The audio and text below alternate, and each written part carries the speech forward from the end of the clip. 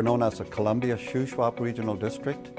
It's comprised of 4 municipalities: Golden on the east, Sicamous, Revelstoke, and Salmon Arm. The first phase of the landfill has about 300,000 tons of waste in place, which was closed and capped in 2010. We decided to use the space on top of the closed portion of phase 1 to plant a hybrid poplar plantation. We also looked at whether or not there was an opportunity to utilize the gas that was created. We had this idea of connecting our customers to some kind of green energy, and the regional district had this idea of using the waste they had in the best possible manner they could. We have an agreement to supply Fortis BC now with enough landfill gas to heat about 10% of Salmon Arm's homes and businesses. Well, they've essentially drilled wells into that landfill. Rather than passively venting the landfill gas into the atmosphere, we are drawing the landfill gas in through a facility that will then move that gas in through a Fortis upgrading system. And that's the point at which we take it from them. We have a plant in place that's going to scrub out some of the nasties. We make sure that it matches exactly what's in the pipeline. We are signatories of the BC Climate Action Charter.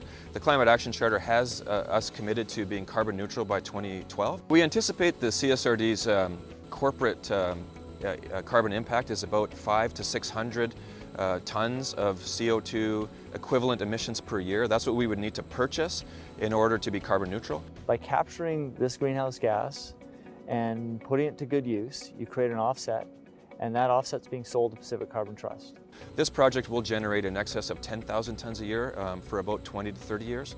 And so we're in a position with our agreement with PCT to hold some of those credits in order to make our corporate emissions carbon neutral. The regional district actually ended up with a model that is exemplary of what can be used elsewhere throughout the province, not just British Columbia, but probably across Canada.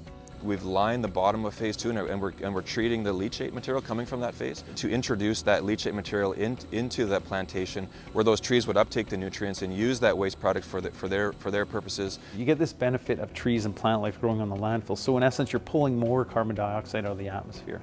Topsoil is very hard to come by in this area, and through a unique agreement with Metro Vancouver, they supplied us approximately 50,000 cubic meters of their biosolids, which is the equivalent of 1 year's worth of biosolid material generated in the Lower Mainland. Landfill closure is a really good fit for biosolids because you're basically taking two waste streams and finding synergies between them to just have a beneficial use of one resource from one waste stream to make the performance of another waste stream better environmentally.